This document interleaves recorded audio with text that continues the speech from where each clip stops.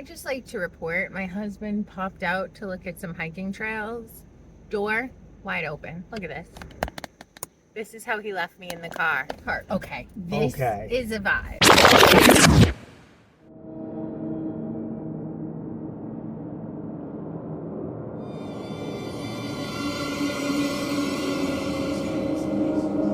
Repeated resonator exposure turns Crawford into a monster man whose pineal gland is now a prehensile penis coming out of his forehead.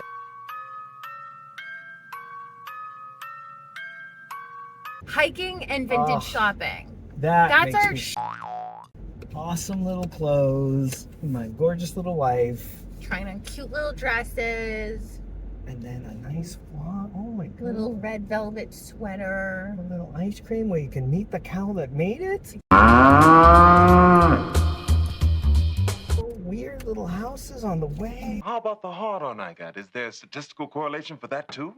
Weird little random houses. Touch me, if it pleases you. Yes. Pick your own blueberries. Pick my own blueberries? What? Don't mind if I do. I wasn't in love with the blueberry place we went to last time. No, and they were giving me attitude. Yeah, like I remember the first time they're like, what are you here for? I'm like, picking. They're like, Whores? it starts tomorrow. I heard the whores hang up by these apple trees. Why do you think I'm here? I'm like, are you open? Yeah. It all starts tomorrow. Then why are you open? If I can't pick blueberries, why are you here? Why are you here? Why are you giving me attitude, blueberry lady? You were supposed to be cutesy and lovely. Yeah, and they're like, all right. Come tomorrow. There might be some peaches if I decide. And don't overfill the buck. I'm like, listen, you blueberry Nazi. You blueberry Nazi. Just shut up. Yeah, you're supposed to be cutesy. Don't get uppity with me. I'm paying $35 for a box of peaches, man. Yeah, I'm doing all the work too. Smuggle 3 of them out of my butt. I'll show you. I'll put a peach in my butt. I don't show you. It's a weird thing to show somebody. I'll show them. That's a weird form of retribution. Think I'll steal all I'll the put peaches. a peach in my butt. You sound like that duck. That duck was losing its mind. The duck was so happy. What have you become? Myself. Literally waggling his tail. He was going nuts for me. He was down for you, Ben. I think he's down for you in the same way. In a duck way. I would duck you, baby. I would duck you so hard, baby. Well, you woke me up. You woke me up. Sir, when you wake me up at 6 in the morning, you better give me side into the prone bone. I'm a fan of that. Prone bone. What position do you like? The prone bone. The prone bone. You can edit that out. Do you know how much I edit out? I can imagine. I laugh hysterically. I'm like, oh, I can't put that on. I can't put prone bone on there. I'm gonna. I am gonna put prone bone. Prone bone. Listen. That's gonna be the title. Prone bone. On the thumbnail. Listen. I'm gonna rename the channel Prone Bone. That is what you're gonna rename it. It's Prone Bone. I feel like it has all the intimacy of missionary with all of the dirtiness of doggy. Heated indoor storage? No. No, I don't need that. No.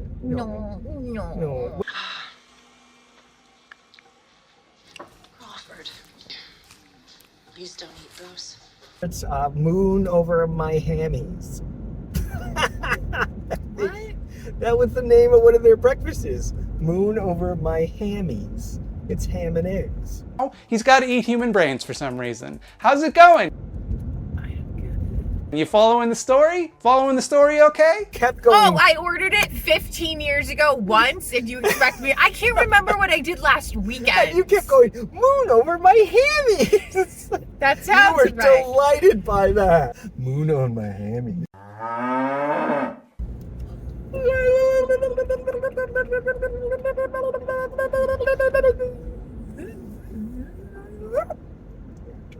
I am adorable. I don't know what that was, though. The machine turns itself back on and releases a swarm of flies which kill Bubba. It's about effort. It is. I think dudes are so easy, so when a guy is seduced, it's like, yeah. It's like, oh, you've wrapped yourself up in a little package for me here. That is very uncommon for a man. A man usually is used to kind of whatever, I'll take what I can get. Instigating, getting whatever. It's 2 in the morning, I'm going home with whoever's here and consent. Wait, exactly. She's got a pulse and has said yes, it works. When a girl puts some thought and some effort into, when your wife, the love of your life, puts some thought and some effort, yes. Did I not seduce you? Are you not entertained? Do I not currently seduce Always. you? Is this not why you are here? Do you not have all of every fantasy you've ever needed? Everything I've ever Thank wished. you, sir. Did you hear that woman talking to me? Oh my god, you know those people that talk to you and you're like, do we know each other? Like, did I go to high school with you and just have an aneurysm? She's like, do you want to see the dress I just brought in? And I'm like, sure, hey, hi. Oh, I think she was the designer. I think she saw me with like racks of her clothes and all her stuff. Yeah. But there was no intro. I don't know your name. I don't know if you're a customer, if you own this, if you're some crazy person. And she's telling me all about her niece that doesn't like the dress. She's like, I'm my niece. And I always tell her, I'm like, yeah, girl. I don't know what I agreed to. Fair enough. I blacked out for half of the conversation. She might be at her house in my closet when we go home. Fair enough. I might have given her my social, my address. She's photoshopping your head onto all the models right now. She might have an altar with my head on it. We're gonna be best friends. Best So my best friend, I don't know your name, but if you're Don't the know your woman at name. that shop, thank you. I'll see you in my dream. Do we know each other? That happens a lot because a lot of times you'll have taught a bunch of classes. It is and weird. And people are like, oh, I took your class 3 years ago. Last week at the grocery store, some woman came up to me and started talking to me about her dead mother. Oh, no. I'm holding my 7-year-old's little hand. We're skipping around Whole Foods because we're getting mac and cheese. And we're Gooey excited. mac and cheese. And there's this woman handing out guacamole samples. And I'm like, I'm in. And she was lovely. And we're eating guacamole. And then she's like, you know, I'm so glad that you pressed me to talk to my dead mother. And I'm like... Wait, what? Who are you? I apparently taught her yoga. Oh. She. Your dead mother? No, hopefully not her dead baby. But okay, I teach yoga at a super hippie place that it is run and owned and operated by a psychic medium. We have more psychics there than yoga teachers. That's true. There's not a drink bar. There's a crystal shop. There's a crystal shop. So like that's the vibe. So it's I guess not totally out of left field. Her mom passed away. She was very sad. She came to my yoga class. I apparently made her cry. And it helped her in one of her things. But it was like 3 months before. Did not recognize her. I'm eating guac. I have a mouthful of guac. She's like, you helped me so much with my dead mom. And I'm like, what? This is really good guac. And okay, that's great to hear. Oh, okay. And we had a very profound conversation about it. And then I needed to go skip around with my 7-year-old and eat guacamole and gooey mac and cheese. And that was my Tuesday. People get that parasociality with yoga too. Like the teacher, a lot of people have very intimate experiences with their body and with their mind in yoga that they don't have in the regular world. And then they kind of imprint on the teacher. I think there's such an intimacy, and especially in Shavasana, and everyone cries in Shavasana, the horizontal tier. It's a beautiful thing. And it's kind of like putting someone in a hypnotic state. Like, the Shavasana state is very different from how most people live their life. Their body feels good after a long yoga set, and then just your voice is in their head. I love my job. This is fantastic. Are we talking about your dead mother in aisle 3 of Whole Foods? Let's do it. Let's go. Did you talk to her? Tell me all about it. What did she say? You came to my yoga class, you had the best moment of your life, and now you have closure on her death, and this is a form of grief counseling to you? Yes. And I'll take the guacamole. Thank you, ma'am. And I'll take the guacamole. Thank you, ma'am. But it's rare to have a spiritual space in modern society anymore. Most people are not religious.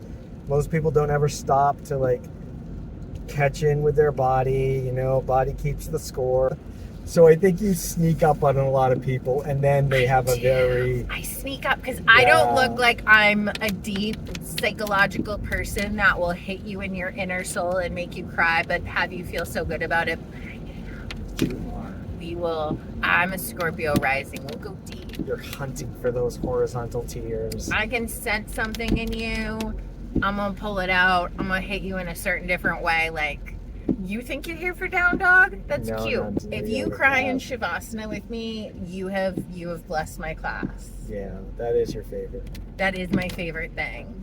Park next to this car because it's pink and I like love everything it. about that. Oh my God, it's like an Alice in Wonderland It has an truck. Alice in Wonderland. Okay. If this person, we need to go in that store and just be like, excuse me, the person with the pink Let's see if pickup, we can that's Alice in Wonderland theme. We're secret soulmates. Could you follow me to the parking lot?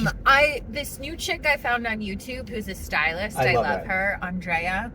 I don't know if that's her name, but I feel like it is in my mind. Fine. So that's not what I'm gonna call You her. can, as you develop your imaginary relationship with her, you can give her whatever name you want. What's that called psychologically? What do they call that? They call that not a psychosocial. No, when you create a Parasocial. parasocial relationships. Yes. When you create faux relationships in your head and limerence. And what's limerence? Oh, limerence is a pop bullshit psych term that I like. What does it mean? It's basically on a spectrum of stalking. Oh, okay. So limerence is being obsessed over someone. Ah. You create a relationship with someone in your head. They have this whole story in their head and they really believe it.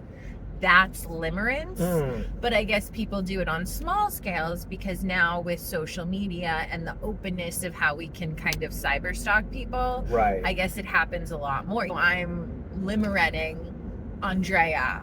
But I isn't it apparently am not stocky enough to get her name right. Right. Please don't ever put me on a pedestal. I will Yeah. come crashing down. I will ruin it for you. There are no redeeming qualities. As will Do you see anyone, yeah. this hair? It's full of secrets. It's full of secrets. That's why it's so big. That's why her hair is so big. It's full of secrets. Hey, what's happening? You smell like secrets and lies. You smell of lies. That's what's under this hair. Listen, this chick did a My Little Pony inspiration, but she made it fashionable. And We're going to dress up as My Little Pony's Fluttershy. Because your wish is my command. Oh, I love that. I now need to stalk her, and she and Jess Puckett and Bailey Sarian are the three of my best friends in my life That because you I'm wanna- a psycho. No, in my mind it really is. Have a limerence with. We all have we have a little tea party every Sunday in my head with fabulous china Love it. and aesthetic ambiance, but the tea's liquor. And we just You call it tea. we call it tea. But the talking is the tea. The actual drink is just liquor. both on both. Yes. Tea for Wouldn't that tea. be- I We could see- kiki, we gossip, we get drunk. When you Right. wear this hair, you have to go, ah! Yeah. Ah! You have to. I never get to wear hair that I touch, so I'm like, ah! I just gotta. To frizz it. You yes. have to. And hide all my secrets, lies, and Hide videotapes. my secret. Instead of a mom purse, I have drag queen hair. Yeah. So it's funny because whenever I look at psychology on the interwebs, Yes. It's I- fake, but so funny. but I feel so ignorant. I'm like, I'm a therapist. How come I don't know what a limerence is? I have or a degree in dark, you know, psychology, like, but I do not oh. know any of the made-up stuff. I'm like, there's You so really- many narcissists. you I really didn't know. Everyone's a narcissist. Everyone's a narcissist. Like, that is a rare. I very rarely use that diagnosis on people. I don't know anything about psychology according to the internet. Listen, you need to go on TikTok and diagnose That's yourself. what I do. I do. Yeah, you really just need to. Your patients come in instead of all your education and medication and talk therapy. You Yeah. just sit them down. You're like, social media, Yeah, TikTok. You are a hold on, let me scroll.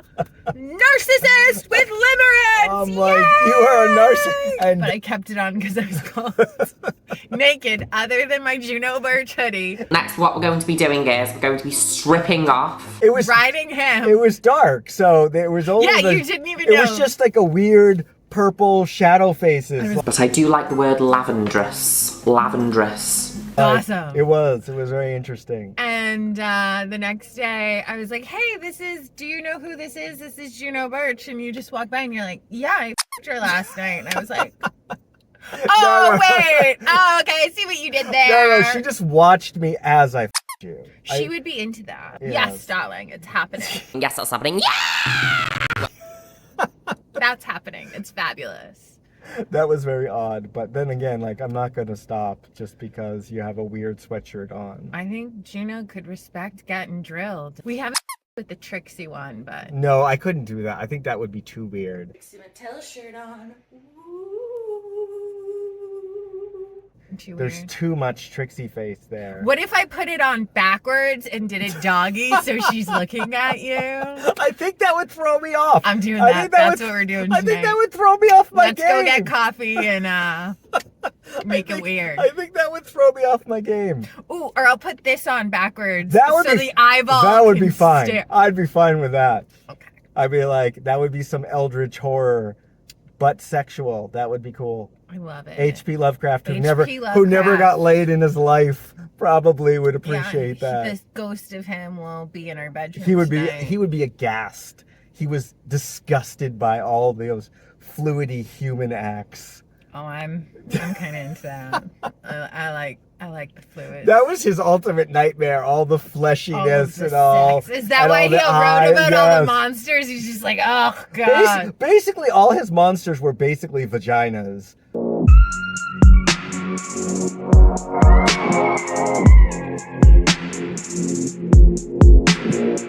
And he was terrified of the vagina. He made a lot of monsters that were slanted in their mouths with tentacles and flesh coming out. I mean, symbolism. Yeah, he really didn't like the ladies. Was he gay? No, he was more like asexual? He was just a weirdo. You don't need to be a weirdo to be asexual. It wasn't he was asexual and like, oh, I'm a healthy asexual and I have my hobbies and I do my thing and whatever. Yeah. He was more like, I'm disgusted by human flesh. I'm sorry, you're telling me H.P. Lovecraft wasn't mentally sound? That's shocking. Have you read him? Shocking. Both his parents went insane. He was obsessed with going insane. Yes. Like, it not happening. Like, he was almost disappointed. He's waiting for it. He's like, oh, schizophrenia would have definitely hit by now. God, I gotta go write about aliens. He was a shut-in. He was afraid of people. He didn't like crowds. He'd hate that he's super popular women. now. Like he would be disgusted that by basically everyone who ever read or enjoyed his writing. That works for me. He basically had. That's how I want my fame to be. You know what's so strange? He had one relationship that was relatively good, not with his wife.